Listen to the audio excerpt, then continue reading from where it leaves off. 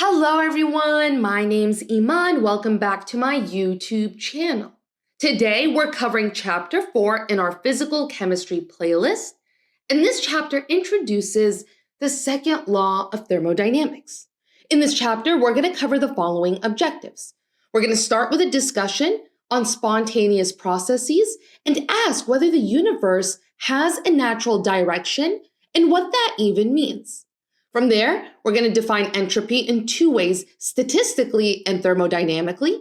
That's going to lead us to a formal statement of the second law of thermodynamics. We're then going to apply what we've learned to calculate entropy changes in different systems, including mixing of ideal gases, phase transitions, and heating. After that, we're going to explore the third law of thermodynamics, which introduces the concept of absolute entropy. We're also going to look at how entropy changes in chemical reactions and reflect on what entropy actually means in the context of physical systems. Finally, we're going to close the chapter with the Carnot heat engine and discuss thermodynamic efficiency. Now, in the previous chapter, we explored the first law of thermodynamics, which tells us that energy is conserved. Energy can neither be created nor destroyed. It can change forms, but the total energy of the universe remains constant. However, this law, it tells us nothing about whether a process is going to occur naturally. It provides no criteria for spontaneity, and it doesn't determine the direction in which a process proceeds. This second law of thermodynamics addresses precisely that limitation. It introduces a new state function called entropy. Entropy quantifies the tendency of natural systems to evolve towards specific configurations, namely those that are more probable and more disordered. Alongside enthalpy and temperature, entropy becomes one of the central quantities we use to determine whether a process is thermodynamically favorable, and it gives us a framework for predicting the direction of spontaneous change. To motivate this, let's reflect on a few everyday observations. Why does a glass shatter when dropped, but never spontaneously reassemble? Why does spilled coffee spread over a table rather than returning to the cup? Why do we age forward, but we never grow younger? And why does time, in our experience, seem to flow only forward? These are not trivial questions. In fact, they point to something fundamental. If we examine the underlying laws of motion, Newton's laws, Maxwell's equations, even the Schrödinger equation, we find that all of them are symmetric with respect to time. If you reverse time in the equations by replacing t with negative t, the physics still works. The equations describe valid, physically consistent behavior in either direction. To make this more concrete, imagine watching a video of a car crash.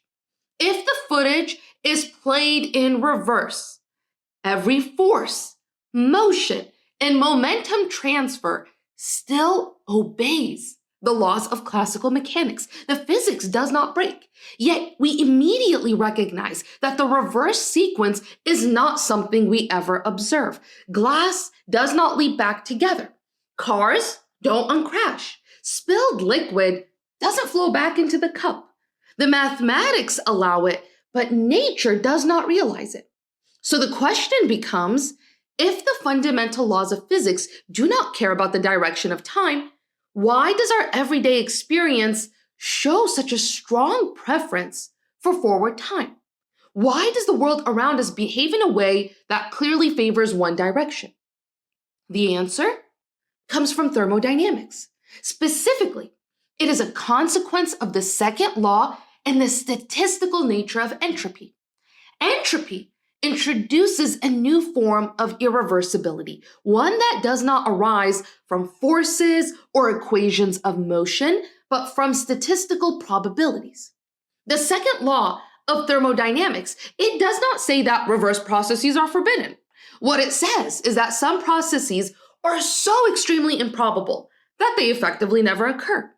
For example, it is not impossible by the laws of physics for a shattered glass to reassemble, but The number of microscopic arrangements that are required for that to happen is so astronomically small compared to the number of ways that the glass can stay shattered. So while the laws of physics allow both directions, only one direction is overwhelmingly likely. This is what we refer to as the arrow of time, and it is a thermodynamic phenomenon. The arrow of time emerges because natural systems tend to evolve towards states with higher multiplicity, greater disorder, greater molecular dispersion, and therefore higher entropy.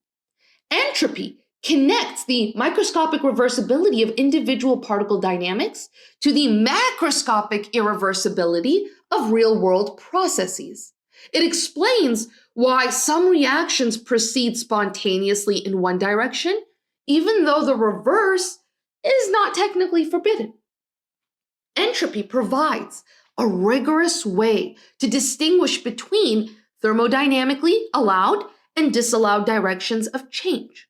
So in this chapter, we're going to begin by defining entropy from both macroscopic and microscopic perspectives. We are then going to develop the second law in its classical form and apply it to a range of physical transformations. This will ultimately set the stage for the next chapter, where we're going to introduce Gibbs free energy, which unifies enthalpy, entropy, and temperature into a single function that governs equilibrium and spontaneity. Now, let's not get ahead of ourselves. Let's begin with our formal discussion of entropy. You've probably heard entropy described as a measure of disorder, a phrase that's commonly used, but it can be a bit vague or even misleading. A more precise definition is that entropy quantifies the dispersal of energy across the available degrees of freedom in a system at a given temperature. But to fully grasp what that even means, we need to recognize a fundamental point. Entropy is inherently a statistical concept. It is tied to the number of distinct microscopic arrangements, or also called microstates, that correspond to the same macroscopic state. We typically denote the total number of microstates available to a system as W.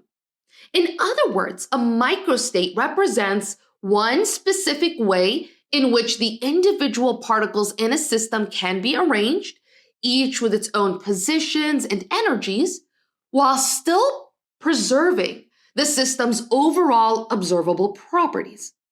The more microstates there are that correspond to the same macroscopic conditions, the greater the number of ways that energy can be distributed within the system. And as the number of microstates increases, so does the entropy. This idea was formalized by Ludwig Boltzmann, who provided a statistical definition of entropy. According to Boltzmann, the entropy of a system is proportional to the natural logarithm of the number of microstates. So the expression is S equals KB times the natural log of W. S is entropy in joules per Kelvin. KB is Boltzmann's constant, and it's approximately 1.38 times 10 to the negative 23 joules per Kelvin. And W is the number of microstates accessible to the system. Now, the log relationship here is important. It means that entropy increases with the number of microstates, but not linearly. Instead, a small increase or small increases in W, especially in systems with a lot of particles, that can lead to meaningful increases in entropy. This reflects the fact that entropy captures not just the existence of configurations, but the scale of possibilities that are available to a system. To visualize this, let's consider a simple but instructive model. Imagine you have 4 gas molecules. We're going to label them A, B, C, and D. and they are confined in a container that consists of two connected flasks.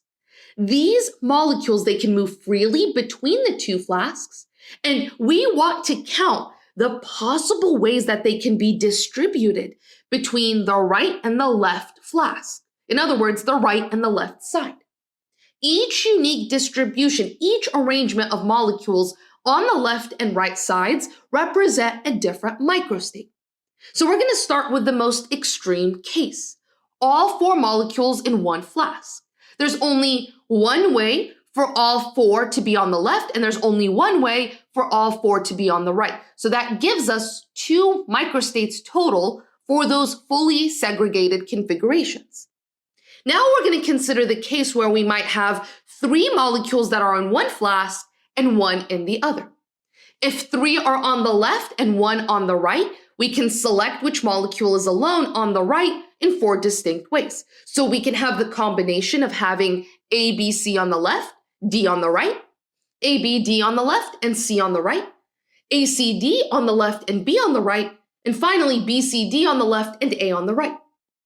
Similarly, the reverse configuration, where we have 3 on the right, 1 on the left, also gives us 4 microstates. So together, these contribute 8 microstates.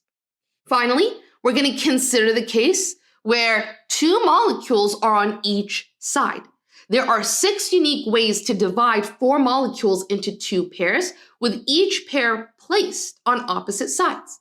So we can have AB on one side and CD on the other, AC and BD, AD and BC, BC and AD, BD and AC, and finally CD and AB. So this configuration contributes 6 additional microstates. When we add them all together, 1 for all left, 1 for all right, 8 for the 3-to-1 split, and 6 for the 2-2 split, we get a total of 16 microstates. So this simple model is there to help us visualize what a microstate can represent. Now let's go back to our equation for entropy, because I want to point out a few important things. First, as W increases, the entropy also increases. This reinforces our earlier interpretation. When a system has more ways to arrange its microscopic particles while keeping its macroscopic state unchanged, it's going to have a higher entropy. Second, in any realistic thermodynamic system, W is an extremely large number. Even if we're just dealing with 1 mole of gas, the number of possible microstates is far beyond human comprehension. Think on the order of 10 to the power of Avogadro's number. Third, the number of microstates increases when the volume of the system increases. That's because a greater volume gives each particle more space to move, thereby increasing the number of possible positions and configurations. In fact, for n particles, the number of microstates W is equal to a proportionality constant C times the volume V, all raised to the power of n. Fourth, as molecular complexity increases, the number of accessible microstates also increases. And that's because complex molecules, they can vibrate, they can rotate, they can move in more ways, and that all increases the number of internal degrees of freedom, and that thereby increases W. Now keep these points in mind as we work through this chapter. They're going to help us think about entropy a little bit more intuitively. Now, up until this point, though, we've only defined entropy in terms of a single state. But what we're also interested in is how entropy changes as a system undergoes a transformation. Since entropy is a state function, the change in entropy depends only on the initial and the final states and not on the path taken. So let's consider a system that moves from some initial state, let's call it state 1, to a final state that we'll call state 2. Using Boltzmann's definition for each state, we can go ahead and write the following equations. S1 equals KB times the natural log of W1, and S2 equals KB times the natural log of W2. The change in entropy, delta S, that's going to be the difference between these two values. So delta S equals S2 minus S1, which simplifies to KB times the natural log of W2 over W1.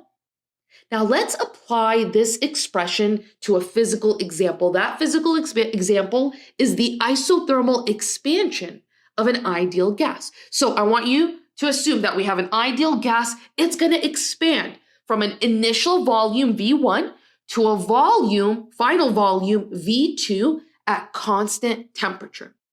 What we want to do is we want to calculate the entropy change for this process using the statistical framework we've just introduced. So we're going to begin actually by writing expressions for W1 and W2, the number of microstates before and after the expansion.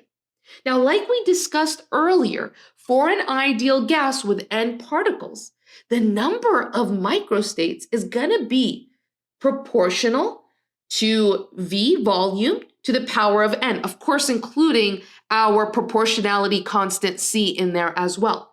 So what we can write is W1 equals C times V1 to the power of n, and we can write W2 equals C times V2 to the power n. And we're going to take these two equations, we're going to substitute them back into our expression for delta S. So we can write that delta S equals KB times the natural log of C times V2 to the n power divided by C times V1 to the n power. The constant C cancels out, and what we're left with is delta S equals KB times the natural log of V2 over V1 raised to the power of n. Using properties of logarithms, this can simplify to delta S equals n times KB times the natural log of V2 over V1.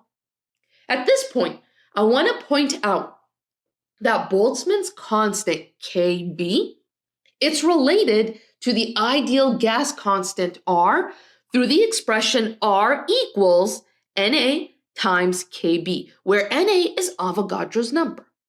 If we rearrange this expression, we can write that Kb equals R divided by Na. And we can substitute R divided by Na for Kb in our delta S equation.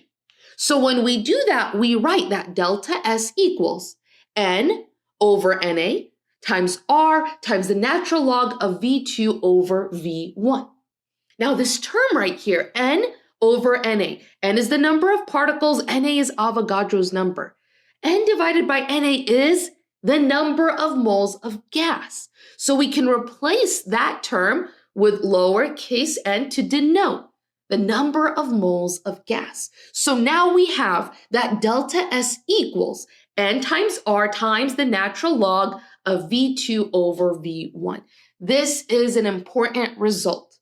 It tells us that the entropy change for an isothermal expansion of an ideal gas, it depends only on the ratio of final to initial volumes and the number of moles of gas involved. And it comes directly from the statistical definition of entropy. Finally, because entropy is a state function, it doesn't matter whether the process is carried out reversibly or irreversibly. The entropy change for the system is going to be the same either way, provided that the initial and final states are the same. So in the case of isothermal expansion, we do not need to specify the path to calculate delta S. Keeping that in mind, let's tackle a practice problem together. This problem says, calculate the entropy change when 2 moles of an ideal gas are allowed to expand isothermally from an initial volume of 1.5 liters to 2.4 liters. Estimate the probability that the gas will contract spontaneously from the final volume to the initial volume. Let's start by calculating the entropy change. Because the process is isothermal and it involves an ideal gas, we can use the equation delta S equals N times R times the natural log of V2 divided by V1. N is the number of moles, which is 2.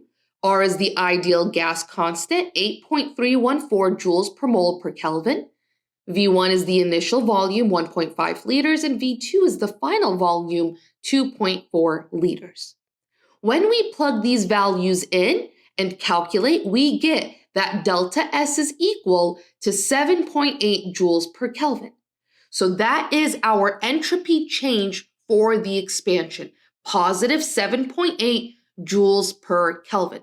This indicates that there is an increase in entropy, which we expect since the gas is expanding into a larger volume. Now let's think about the second part. What is the probability that the process happens in reverse? In other words, what's the chance that the gas spontaneously contracts from 2.4 liters back to 1.5 liters without external intervention? To approach this, we recall that entropy is linked to the number of microstates. The relationship is S equals KB, natural log W2 divided by W1. But here we're considering contraction, so we can flip the direction and use that delta S equals KB times the natural log of W1 divided by W2. We already calculated delta S for the expansion. It was 7.8 joules per Kelvin.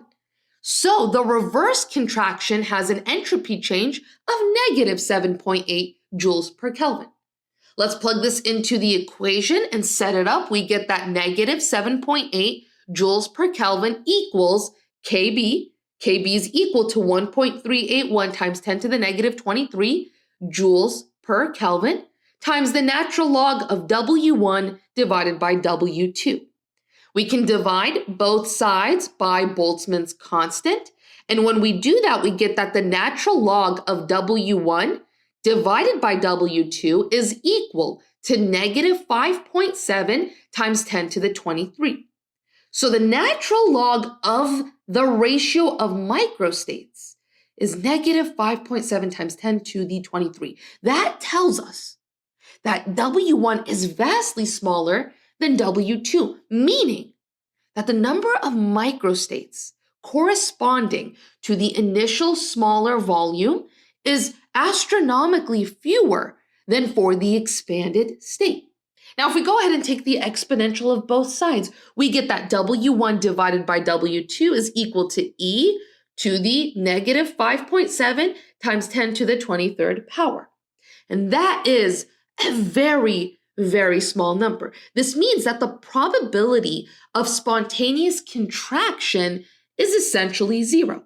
It's not forbidden by physics, but statistically, it's pretty improbable. Now that we've introduced the statistical definition of entropy, let's take a step back and ask, why do we even bother with a different approach? I told you earlier that we're going to talk about entropy statistically and thermodynamically. Why not just use the equation we've introduced all the time? We saw that entropy can be defined using the Boltzmann equation, S equals KB times the natural log of W. Here, W represents the number of microstates available to a system. This statistical equation, incredibly powerful because it gives us a deep microscopic insight into entropy as a measure of how many ways a system's energy can be distributed. And we know a lot of information now. As W increases, entropy increases. And if we were to put that another way, the more microstates that are consistent with the same macroscopic state, the greater the entropy. Now here's the problem. Actually calculating W is nearly impossible for real systems. Think about it. For each gas molecule, you'd need to know its position and momentum in 3 dimensions. So X, Y, Z, Px, Py, Pz. And if you got a mole of gas, that's Avogadro's number worth of particles, 6 times 10 to the 23rd. The number of variables you'd have to track becomes huge. Instead of trying to count each microstate directly, Statistical mechanics actually introduces something called the partition function, and the partition function provides a very powerful bridge between microscopic behavior and thermodynamic quantities. However, in this class, we're going to focus on the thermodynamic or macroscopic definition of entropy, avoiding partition functions, and this is going to rely on measurable quantities like energy, pressure, volume, temperature, and particle number. Now, this is a major shift in perspective. We're going to go from the microscopic to the macroscopic. But the two views are deeply connected. In fact, we can derive thermodynamic equations for entropy change from the statistical formula that we started with. And that connection is going to give us confidence in the validity of what we're about to do. To begin, though, let's look at this very cute, funny little meme. You may know the macro state, but only God knows the microstate. I sent this meme to my stat mech professor during grad school, and he had something super insightful to add to this point. Chuck Norris. Chuck Norris also knows the microstate. I thought that was such a funny and random reply. Anyway, let's apply this to an ideal gas undergoing an isothermal reversible expansion. For an isothermal process, the change in internal energy is equal to 0. And we can write that Q reversible is equal to negative work reversible. Now, the work for a reversible process, that can be calculated using this equation. Work reversible is equal to negative nRT times the natural log of V2 divided by V1. This also means that we can write Q reversible is equal to nRT natural log of V2 divided by V1. And if we go ahead and we divide both sides by temperature, we get that Q reversible divided by temperature is equal to N times R times the natural log of V2 divided by V1. And this is equal to the change in entropy. We saw this earlier in our statistical definition, where entropy change was also written as N times R times the natural log of V2 divided by V1. Now, here's the key takeaway. When you calculate the entropy change of the system, you can just always use this expression. Delta S equals N times R times the natural log of V2 divided by V1, whether the actual process was carried out reversibly or irreversibly. The reason is that entropy is a state function, so it depends only on the initial and final states of the system. And we have a definition for the change in entropy that doesn't even have a term where we need to signal reversible or irreversible. So even if the real path was irreversible, we are free to imagine a reversible path between the same states in order to compute delta S of the system. That's why this formula is valid for the system in either case. Finally, for an infinitesimal process, we can write ds is equal to dq reversible divided by temperature. Now with that, we wrap up objective 2, and we're ready to move into objective 3, where we will discuss the second law of thermodynamics. Up to this point, we focused on the entropy change of the system. But thermodynamics is about exchanges between the system and its surroundings. So to get the full picture, we have to track the surroundings as well. Here we're going to model the surroundings as a very large thermal reservoir. It is so big that the system's heat exchange changes the reservoir state only infinitesimally. For the surroundings, we can therefore write the entropy change in the familiar way. ds surroundings is equal to dq surroundings divided by temperature of surroundings. Notice that we wrote this without the reversible subscript. That does not mean that the heat is the same for reversible and irreversible paths. It means that the surroundings entropy formula uses the actual heat that flows to the reservoir along whatever real path occurred. In finite isothermal cases, where the reservoir temperature is effectively constant, this is going to integrate to delta S surroundings is equal to Q surroundings divided by temperature surroundings. And in many problems, we also assume good thermal contact. So the system is clamped to the reservoir temperature, and T surrounding equals T throughout. Whether the path is reversible or irreversible, for an isothermal change of an ideal gas, the surroundings are going to gain exactly the heat that the system loses. So the heat to the surroundings is the negative of the heat to the system. If the path is reversible, the heat that's absorbed by the system is going to equal number of moles times the gas constant times the absolute temperature times the natural log of V2 over V1. So the surroundings entropy change is the same quantity but with the opposite sign, and that will be divided by the reservoir temperature. If the path is irreversible at a constant external pressure, you would compute the actual work using negative external pressure times the change in volume. So that's the first thing you want to do. Because the change in internal energy is zero for an isothermal ideal gas, the system's heat is going to be the negative of that work.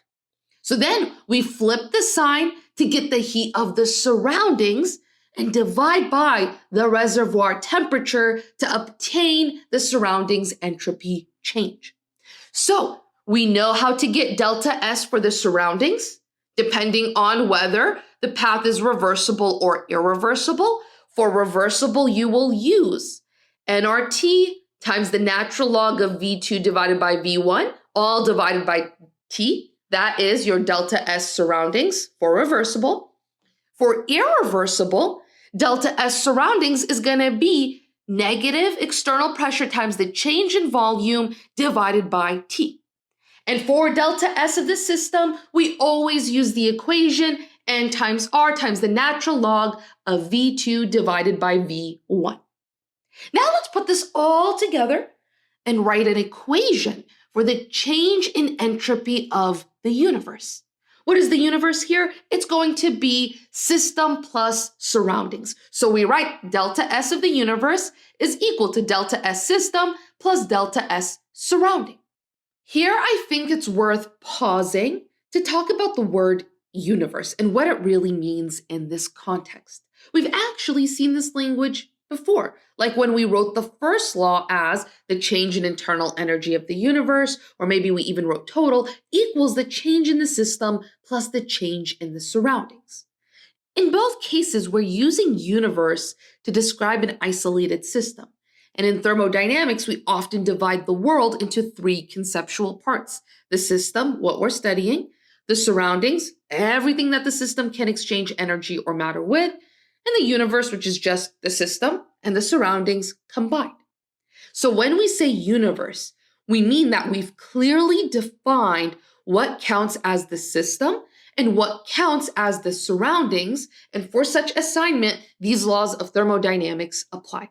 Of course, we could also mean it literally. And again, the laws of thermodynamics still hold. With that out of the way, let's use this full expression and think about a reversible process. A reversible process is one that occurs infinitely slowly. It's always staying in equilibrium. In this case, we can substitute in for delta S system and delta S surrounding using the expressions we just talked about. So we can write delta S system is equal to Q system divided by T, and delta S surrounding is Q surrounding divided by T. Here, delta S of the system is equal to N times R times the natural log of V2 divided by V1. Then, the heat that's gained by the system, that's going to be equal in magnitude, but opposite in sign to the heat that's lost by the surroundings. So Q system equals negative Q surroundings. In a reversible process for delta S surrounding, we can write negative nRT times the natural log of V2 divided by V1 for the numerator, and that's all divided by T.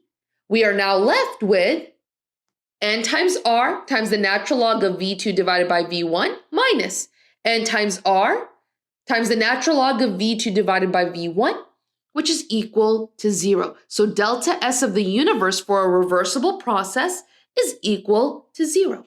That's really a big deal. It tells us that for this kind of idealized process, reversible and isothermal, the total entropy of the universe stays exactly the same. There's no net change in disorder, so there's no net gain or loss of microstates. The universe as a whole is balanced. Now, more generally, the second law actually tells us that any truly reversible process, not just isothermal ones, are going to have no net change in the entropy of the universe, even though the math to show that might look a little different in each case. But the idea is the same. A reversible process is so delicately balanced that it leaves the universe's entropy unchanged. More practically speaking, though, most processes aren't reversible. So what happens to the entropy of the universe then? That's exactly what we're going to look at next. To begin, let's consider a classic irreversible scenario, something like a gas expansion against a vacuum. This is called free expansion, and there's no opposing pressure at all. The gas simply expands into the empty space without any resistance, and most importantly, without doing any work on the surroundings.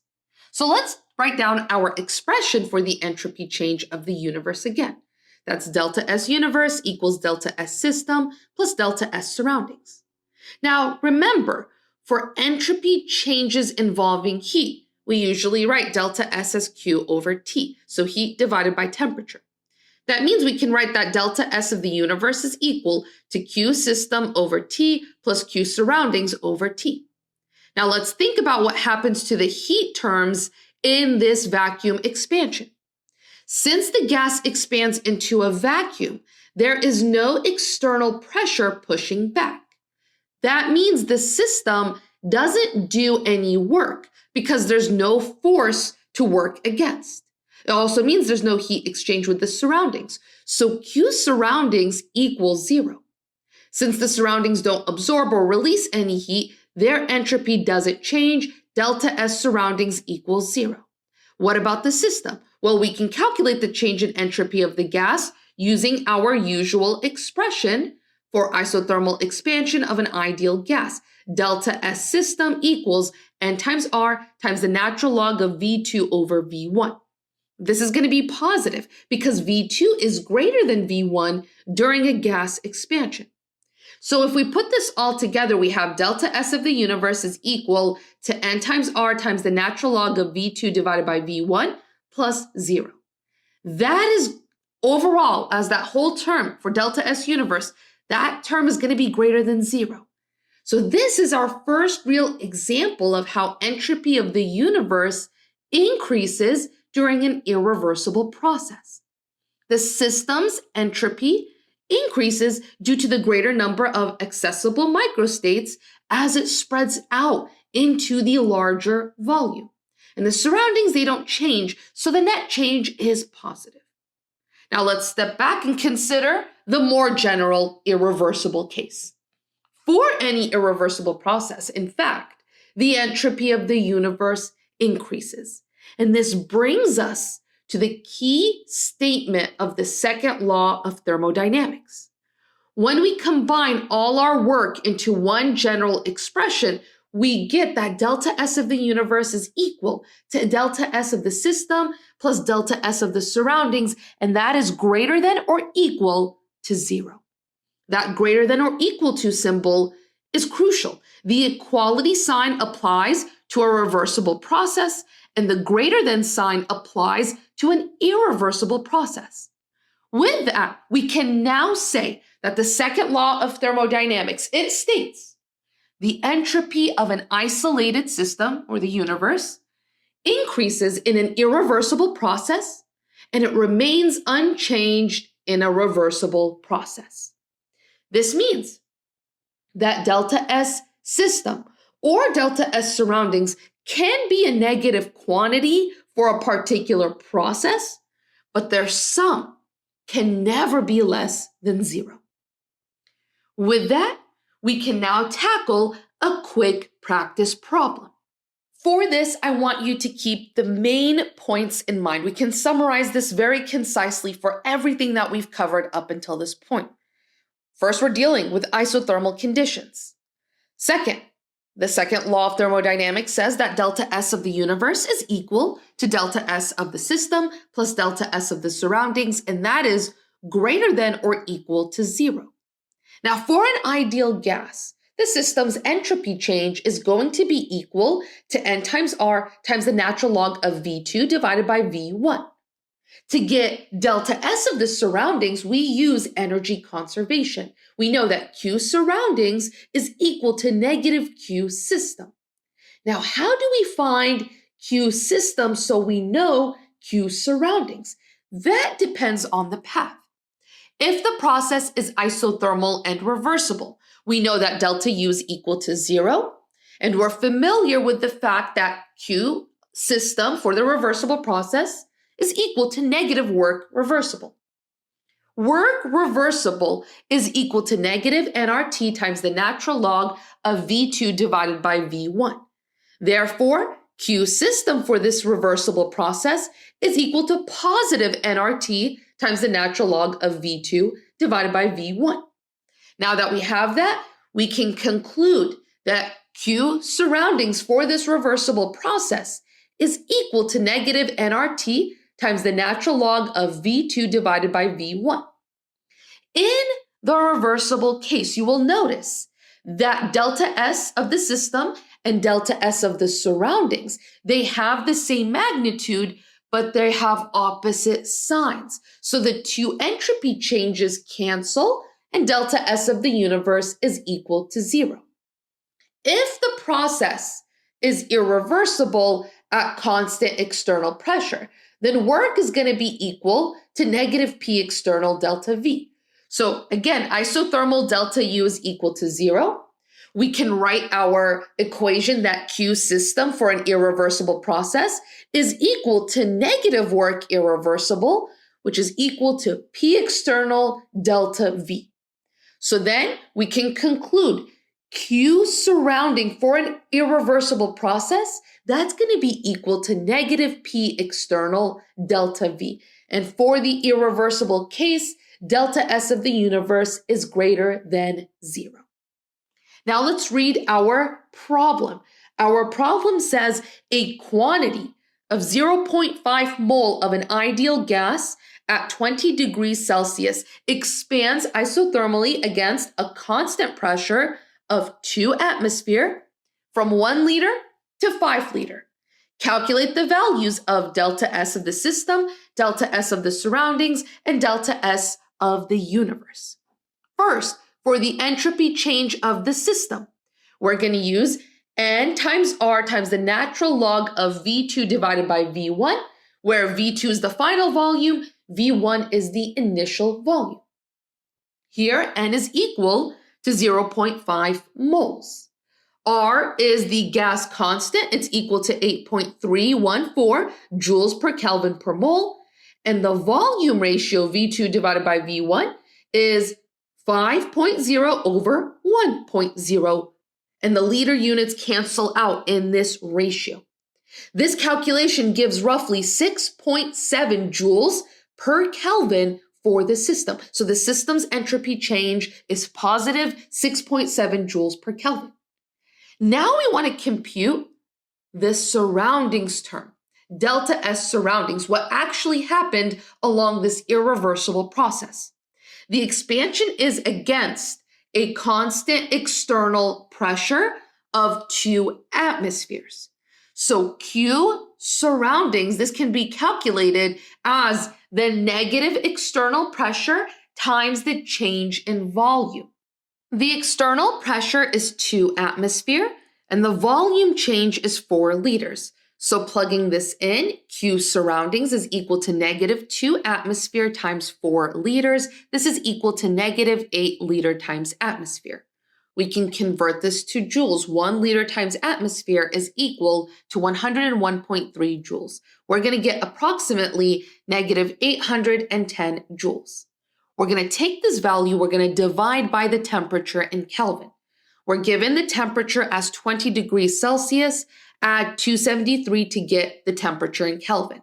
So delta S surroundings is negative 810 joules divided by 293 Kelvin.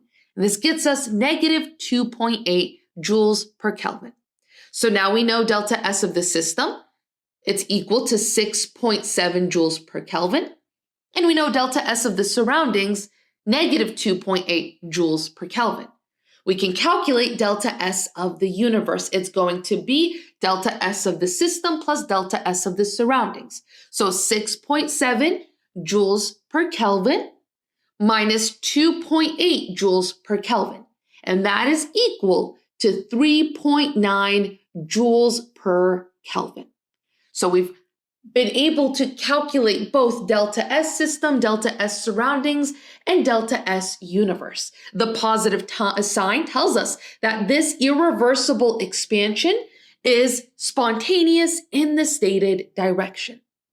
With that, we're going to end our lecture here. In the next part, we're going to go ahead and start with objective 4, where we're going to discuss entropy changes. I hope this has been helpful thus far. Please let me know if you have any questions, comments, concerns down below.